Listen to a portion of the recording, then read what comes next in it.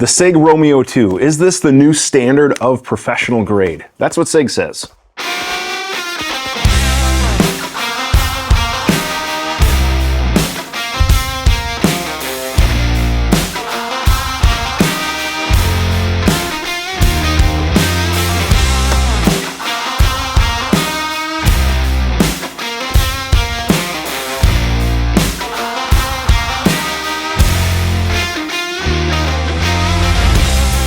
When I first heard about the Sig ROMEO2 and I heard it was going to be this like hybrid sight, it could be an open emitter, it could be a shrouded open emitter, it could be a closed emitter, and it was Sig's like really big push to get into that professional duty grade red dot market. I'm not gonna lie, I was a little skeptical, and then I got my hands on it, and right out of the bat, first impression was pretty good. I'm not gonna lie.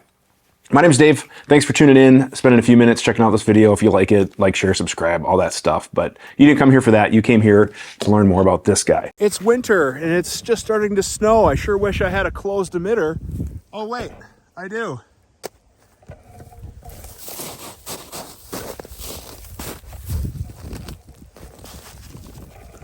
Boom.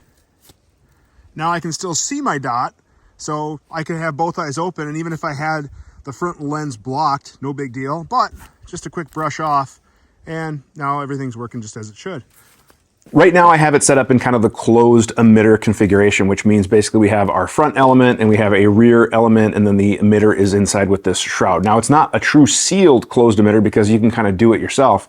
But when I first started the review, I actually started in the open emitter process basically because I wanted to see, did it work well in both modes, if you will? Because I think the majority of people who are gonna run this are probably going to run it in the closed emitter, but if it only works really well in that closed emitter kind of function setup, well, then you're not really getting the benefits of that modularity, because there are some people who don't need a closed emitter. So for example, maybe you're doing competition, whatever, you just want a really good quality red dot. You don't need all that rugged protection or whatever that maybe a person who's carrying every day where it gets, you know, lint and body gunk and whatever, or someone who's carrying in a duty configuration where they're exposed to like adverse weather. You might not need that. So maybe you would want just a really nice big window optic.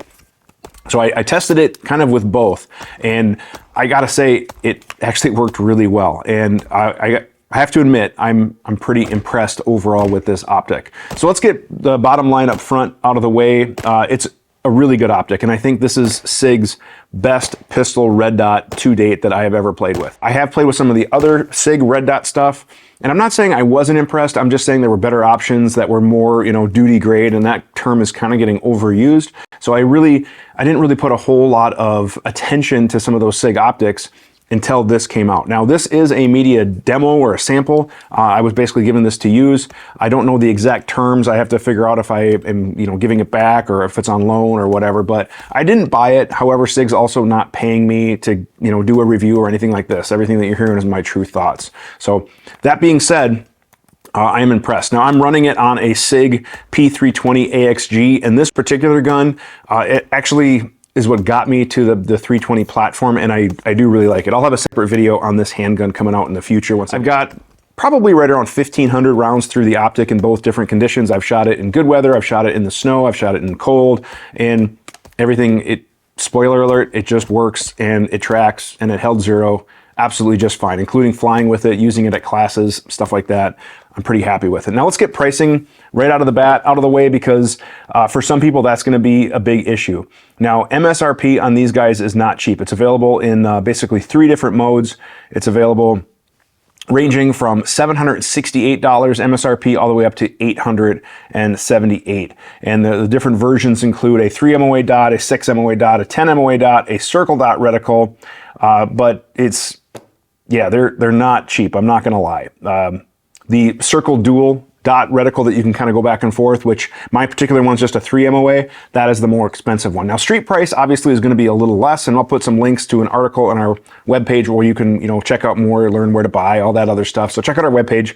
But this is not an entry-level optic by any means, and for the price that they are asking, I wanted to see how it compares to some of the other particular duty grade optics out there. So I've also shot the Acros, I've shot the Holosuns, I've shot Trijicons, and I gotta say, this is right up on par, and I would put this as a rock solid optic. And it's pretty awesome. Now, what I liked about it right off the bat is everything that was included in the package. Now, when you first get it, you're greeted with this box and it has all sorts of stuff. So I'm going to roll in some footage of when I first got this. But what I really liked is, to my knowledge, they are the only one who's kind of putting this kind of professional package together. So not only do you get the optic body, the different shrouds, things like that, but what's also cool is they give you some thread locker, they give you a lens cleaning tool, which I get some other places do that or whatever, but I'm not aware of anybody else who's including a torque wrench as well. So we have all the different bits that you'll need, plus they also have a Slocky torque limiting driver. So this is basically the OEM for fix-it sticks. So if you're familiar with fix-it sticks, it's the same type of mechanism there. But now you have the tool. You don't have to go buy a special torque wrench or special bits or anything like that. It comes with the torque wrench right in the box. So yes, you're paying a little bit more, but it's also like 100% equipped, ready to go out of the box. Now, for agencies, I don't know if they're going to offer a bulk option. So let's say an agency maybe buys one of these, so they get the tool, things like that, and then they want to buy 50 more. Is there going to be an option where they can save a little bit of money by not having the tools, not having all the other supplies? Because how many torque wrenches does an agency really need? Probably just a few for armor. So I would be curious if there might be a solution for that for like the LE, enterprise, commercial, customer, things like that. But everything was in the box. It was very well presented and installation was a breeze. Now, like I said, I installed it on my Sig. One other thing to talk about is this cover. Now they're calling it a Magnetac, magnetic activation. But this little magnet in here, when you put this cover on the optic, can automatically turn the optic off. And they also are going to be making holsters that have a similar little magnet deal. So I'm not sure of all the holsters that are going to be on the market, but basically the idea is that you put this in a holster, that little magnet talks to the optic, it turns it off to save battery life. Or if you're going to be putting it in your range bag or a case or a safe or whatever, and you put this on, it puts the optic to sleep. Now, what I like about this is, as a traveling instructor, I put a bunch of my guns in a hard case or a range bag or whatever, and I like to protect the optics. And I don't always have holsters for everything, but I try to. But the fact that they included this nice cover, that's points in my book. I wish more optic companies would include a cover. Now, I realize there are some aftermarket ones available, but again, as far as an overall professional package for the price, I really like the cover, and I think it's kind of cool what they're doing with that. So it'll be interesting to see what holsters kind of come in the market. We'll go through some specs here real quick. Those of you guys that know me know that I'm not a big spec reader, but here's what is important. They're calling it a 30 millimeter objective lens diameter. And then, like I said, with different reticles, which we talked about before, 2032 battery, which is a side loading battery compartment, which is absolutely great. I hate having to take optics off to change the battery, so I love that it has a side loaded battery compartment. And any professional grade optic, in my opinion, should have a battery that is removable without having to take off the optic and then verify zero, deal with thread locker, all that stuff. So kudos to them for that. I realize that's not a unique feature nowadays, but it is always an appreciated feature. IPX7 for weatherproofing, 12 daylight settings, 3 night vision settings, 25,000 hours at medium. So basically this is a put a battery in once a year and forget it, which is absolutely great. So the important specs match right up there with pro grade stuff. If you guys want to learn more about the other specs, things like that, you can check out the webpage, but it does use a Delta Point Pro footprint. So pretty much any optic, slide, whatever that is cut for a Leupold Delta Point Pro footprint, you're going to be just fine. Now they're calling it a Pro slide cut. Now the other cool thing that I really liked about it is it does have a rear sight. So I drifted out the rear sight of my AXG because I didn't go buy suppressor sights yet, but I did buy a front sight from Dawson. And what's cool is that the co-witness is pretty spot on as far as point of aim, point of impact with just the iron sights. Now, as far as usability, the buttons, they're nice and small and recessed. So they are a little tough to manipulate, maybe with gloves I've noticed, but I would rather have that than them be too large and get bumped inadvertently when I don't want them. So I was able to adjust brightness, no problem. I've actually left this thing on since I've got it, which has been like 4-ish months, give or take. No issues with battery life. And I pretty much leave mine above a medium setting. I pretty much turn it all the way bright and then like down 2, and that's pretty much just where I leave it. And battery life has been going strong. So no issues with like drain or anything like that with some of the other optics on the market, which I'm not gonna name names. Zeroing is super easy. You have your elevation adjustment right on the top and your windage adjustment right on the side. And again, the tool that they give you, this little flathead, works just fine. However, all the other optic tools work just fine as well. I've even crushed like a 9mm casing, and you can make adjustments there if you need to, if you're in a pinch at the range or something like that. Now, another feature that they have is they're calling MOTAC, Motion Activated Illumination System, that powers up when it senses motion and powers down when it does not. So basically, when you set the gun down in your safe or whatever it might be, you don't have to worry about it draining your battery. Now, that's cool. I'm generally a turn it on, leave it on, but that is a cool feature that if you want that. My shooting experience with it, what I really like getting it on the range is it has a nice large window. Now, is that absolutely vital? No, I can shoot an optic with a small window just fine, because basically once you present and find the dot, I'm not really looking at the window anyway, I'm target focused. However, it did have a nice large window that made the dot relatively easy to find, so it had a nice presentation. As that presentation goes through, the dot kind of drops and it's just basically right there. Glass quality was pretty solid. Now, one thing I will talk about with the glass is it does have the polycarbonate rear window. So the rear window in the closed configuration mode technically is not glass, it's polycarbonate. The front element, of course, is glass. But relatively speaking, as far as glass, there is a very slight blue tint, which is needed for red dots. That's basically the notch filter. It causes the dot to reflect back to your eye, have better contrast, so they can be better battery efficiency. That's a whole nother topic. But the color, the tint is really, really minimal. I didn't even really notice it unless you're looking for it. Is it there? Yes, but it's there in everything. Some brands more than others, but this was very pleasant. No issues even shooting it in night vision or whatever. So I did take it to a class. We shot it with night vision. No issues. It's easy to find. If you are going to be shooting with night vision, you might want to consider that circle dot reticle, because then you can change the reticle to that circle dot. And I find when I shoot night vision, I like a little bit more of that contrast. That way the reticle doesn't get confused with other lasers, things like that. But I shot this night vision at classes. I let a few other students shoot it as well, and we had no issues.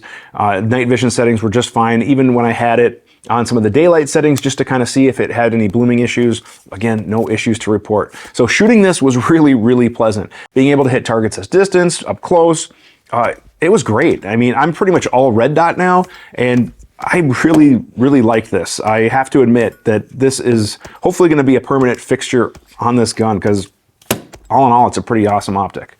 Now, we talked about modularity. Now, when I first ran it, like I said, I was running it in basically an open configurator mode with the protective shroud, just because I figured the shroud didn't really add anything. I didn't really notice it or whatever, and it just had that little protection. But when I started to get into the colder weather, I definitely wanted to put it in a closed emitter option, number one, for snow and gunk and things like that. But I also wanted to test to see if it would start to fog if I was going from cold to warm, warm to cold, all that other stuff. So when I did my conversion, I basically treated all of the elements with cat crap, which is the recommended anti-fogging thing that I use.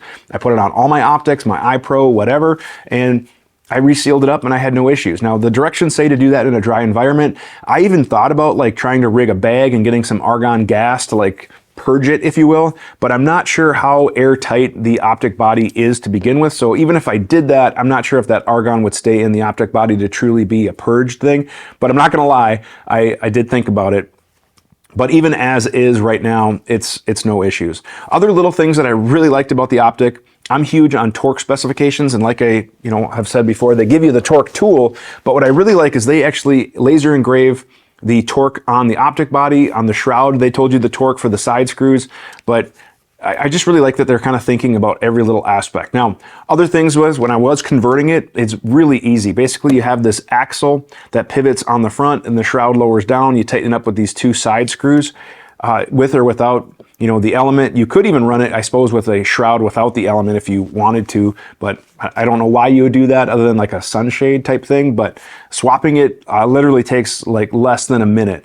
So it's easy to kind of configure how you like it. I mean, it's probably the most versatile modular red dot right now on the market. There really isn't anything else like it. And that's pretty cool. I can respect the innovation and kind of thought that went into this, because it's pretty much like a choose your own adventure red dot. Guys, I don't even have a whole lot bad to say about it. I always try to find something I don't like, something I would change, whatever it might be. Now, the only thing that might be, it'd be kind of cool if there was a glass rear element. I just like glass for some reason, whether it's cleaning it or whatever. I'm always a little leery of polycarbonate, because if it gets dirty or if I'm cleaning it, I'm always a little nervous about it scratching. So if maybe there was one thing I could change, it would be to be able to have a real glass insert. But with the way it's shaped and everything, I don't know how hard that would really be to like cut a piece of glass like that. But that's about my only wish list on it. Otherwise, it is pretty awesome. And that is pretty high praise from me, because usually I can be pretty critical about most things. There's definitely some things that I like better than others, but I am really impressed with the ROMEO2. Like I said, this is Sig's best handgun optic to date that I have seen. I would have no problem recommending this for people who are looking to carry this on a Sig gun for duty use, for carry, whatever it might be. I know Aaron Cowan has also sung praises about this. It's passed his drop tests and his, basic testing protocol, and he's a respected member of kind of the red dot handgun community. So if he's saying good things, I'm saying good things, I feel pretty confident about the optic. Like I said, it is expensive. It's not going to be for everybody, but if you're looking for a professional grade optic that really pairs well with your Sig Pro Cut slides or guns, I think this would be a really solid choice. If you guys have any questions about this or anything else red dot related, go ahead and sound off in the comment section below. What do you think? Are you going to spend the money on this? Is it worth it to you? Do you like the modularity? Do you want to go from open emitter to closed emitter? What are your thoughts down there? If you have any questions about this, you can also send us an email. And at the end of the month, we have a live QA show where I answer your questions. We interact with the comments. The best way to get your question on the show is to email us. The email address is shown below, the QA@gunsandtactics.com. Like I said, dudes, in the beginning, if you guys like the content, please like, share, subscribe. I do appreciate it. It helps the channel grow. We have our 100K giveaway coming up. And if you want to support the channel, you like what we're doing, you can please check out our Patreon page. As that grows, we're going to have more exclusive benefits, behind the scenes stuff, early access, all that other stuff that's on our Patreon community. We really do appreciate those supporters in helping our channel sustain itself. Thank you guys very much for watching, and have a great day.